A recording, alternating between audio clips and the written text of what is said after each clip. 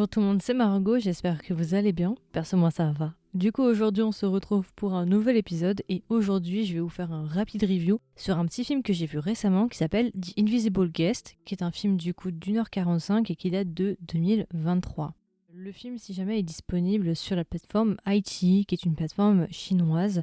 Il me semble pas que le film soit disponible pour le moment, en tout cas au moment où j'enregistre, sur une plateforme en VOSTFR. En anglais, c'est sûr, en VOSTFR, je suis pas sûre. Par exemple, je vois aussi qu'il est disponible sur Movie, je sais pas. Alors, c'est un film qui me faisait un petit peu l'œil déjà depuis un petit moment. Je sais pas si on peut dire ça comme ça, mais c'est un film qui m'avait un petit peu attiré puisque il y a un acteur en particulier qui m'a tout de suite attiré. Mais c'est un film que j'ai pas mal repoussé parce que j'étais pas dans le mood forcément pour un drama sérieux, vous voyez.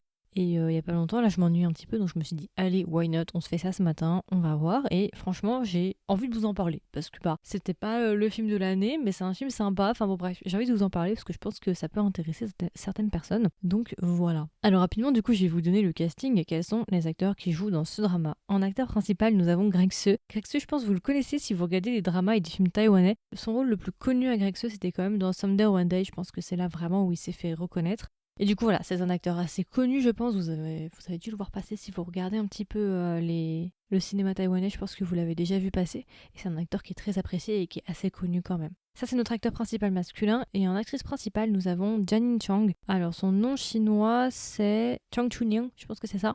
Alors, moi, je la connais pas. Alors, je vais quand même regarder ce qu'elle a fait. Elle a fait Detective Chinatown saison 2, Female Psychiatrist, The Outlaw Doctor, Never Say Goodbye, Detective Chinatown 1 en 2020, Here to Heart en 2018, Love is in the Air en 2018.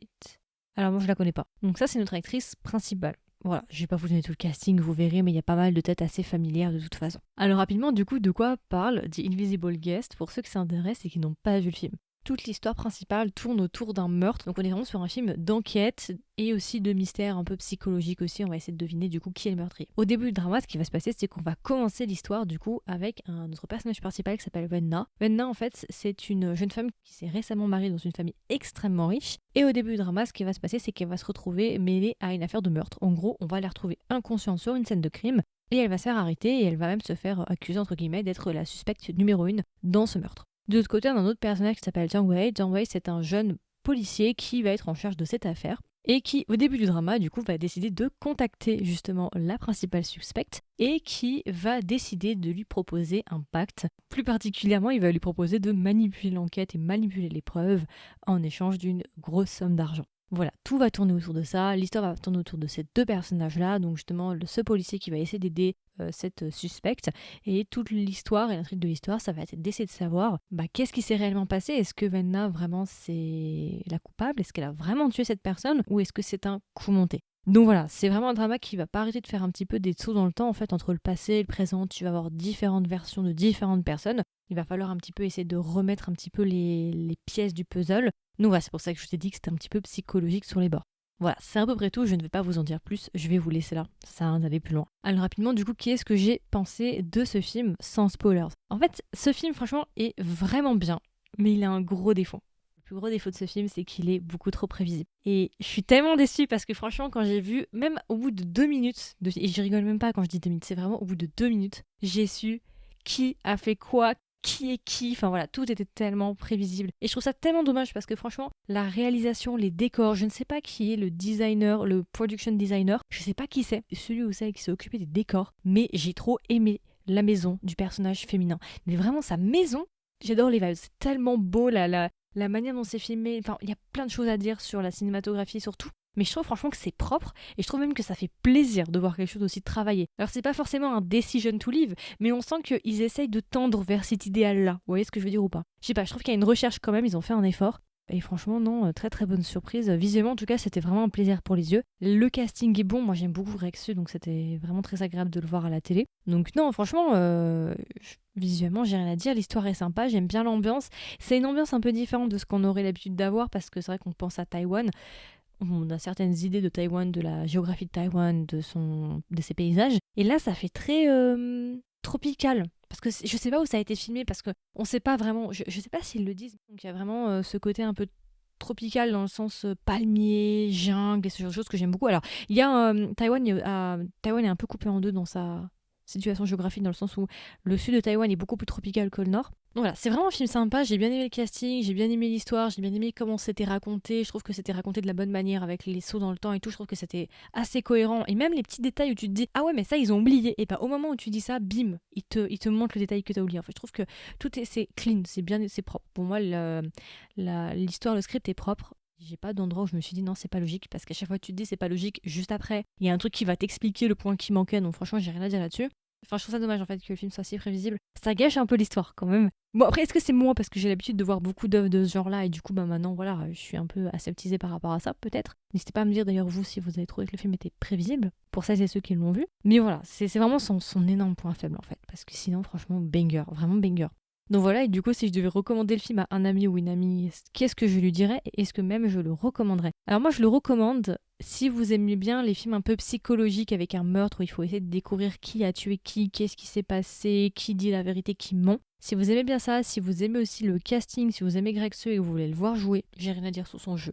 Franchement, voilà, c'est dans la continuité de ce qu'il sait faire, même si je sais qu'il peut faire encore beaucoup mieux. Ah oui, d'ailleurs, j'ai oublié de préciser, mais Greg Seu, il a aussi joué dans le film Marry My Dead Body. Voilà, pour ceux que ça intéresse. Bon, des genres très différents, hein. Très très différents. Mais voilà, si vous aimez l'acteur, si vous aimez le casting, si vous aimez le genre en règle générale, mais gardez en tête que vous risquez d'être un petit peu déçus. Je vais pas en dire plus, je vous laisserai regarder quand même, parce que je trouve qu'il a quand même sa valeur, tu vois. Je trouve que c'est quand même intéressant de le regarder, mais je trouve ça dommage peut-être d'avoir tout cramé dès les 2-3 premières minutes, quoi. Donc voilà, et du coup, si je devais lui donner une note, bah écoutez, c'est compliqué, parce que, on va pas se mentir, un script où tout est prévisible, bah tu peux pas dire que le script est non plus très bien. Tu vois ce que je veux dire ou pas? C'est qu'il y a une faille dans le script, une grosse faille, parce que le principe d'une histoire quand même, c'est de guider le téléspectateur, de le mener quelque part par le bout du nez, de le surprendre, de faire travailler son intelligence et de faire travailler son raisonnement. Donc c'est quand même un énorme défaut quand on dit qu'un script est trop prévisible, et quand il l'est, c'est vrai que c'est quand même un énorme défaut. Donc j'aurais du mal à lui mettre 15 parce que je pense qu'il y en a beaucoup qui vont revenir me voir en me disant ouais c'est bon quoi, c'était prévisible. Donc je sais pas vraiment quoi lui mettre parce qu'il est pas mauvais, visuellement c'est propre, la production elle est propre. L'histoire en soi est bien racontée dans le sens où je trouve que la manière dont ça a été raconté, la manière dont ils ont priorisé les informations, la manière enfin pas chronologique mais en tout cas la temporalité qu'ils ont utilisée est bonne pour moi. Mais c'est quand même compliqué de passer outre justement cet aspect prévisible qui cache quelque part un peu quand même l'histoire, vous voyez. Donc je sais pas, franchement j'ai du mal à lui mettre une note et je pense que je lui mettrai pas nécessairement de note, je pense que vous pouvez vous faire votre propre avis de si vous voulez le regarder ou non. C'est quand même un film que j'ai aimé, j'ai pas l'impression d'avoir forcément perdu mon temps, mais juste à la fin j'étais en mode ah j'avais raison, mince, zut, dommage, vous voyez. Je vais pas lui mettre de notes parce que bah il rentre pas trop dans mes critères enfin ça rentrerait pas dans mes critères de notation et ce serait compliqué. Peu importe ce que je lui mets comme note, il y aura toujours à redire, vous voyez. Donc je lui mettrai pas nécessairement une note, mais en tout cas, le but principal de cet épisode-là, c'est surtout de vous en parler. Si jamais vous aimez l'acteur et que vous voulez vous faire sa filmographie, ou si vous cherchez un petit film comme ça, sympa à regarder, pas mauvais, pourquoi pas le voir. C'est aussi ma manière de vous présenter des nouvelles œuvres, mais je veux pas lui mettre une note. Je pense que ça n'apporterait rien à lui mettre une note. Donc voilà, écoutez, c'est à peu près tout. C'était un avis extrêmement court sur le film du coup The Invisible Guest. J'espère que ça vous a intéressé, j'espère que vous avez découvert un nouveau film. N'hésitez pas comme d'habitude à me donner votre retour. Est-ce que vous avez vu le film? Si vous l'avez vu, est-ce que vous l'avez aimé ou vous ne l'avez pas aimé? Si vous ne l'avez pas vu, est-ce que vous comptez le voir et lui laisser une chance? Il y aura une section commentaires si vous m'écoutez sur Spotify. Vous avez juste à swiper vers le haut. Et si vous m'écoutez sur YouTube, pareil, vous pouvez me laisser un petit commentaire, ça me fait toujours plaisir. Si jamais aussi vous voulez être au courant de mes dernières sorties et recevoir une notification, n'hésitez pas à vous abonner sur votre plateforme d'écoute préférée. Je sais qu'il est possible de s'abonner sur Spotify, Apple Podcast et aussi du coup sur YouTube et YouTube Music. Et enfin, si vous voulez m'aider et me soutenir, n'hésitez pas à me laisser une note. Ça aide énormément le podcast à se faire référencer et justement à permettre aux gens de découvrir le podcast. Donc voilà, n'hésitez pas si vous avez un petit peu de temps. Et puis voilà, écoutez, je vous souhaite une agréable journée ou une agréable soirée.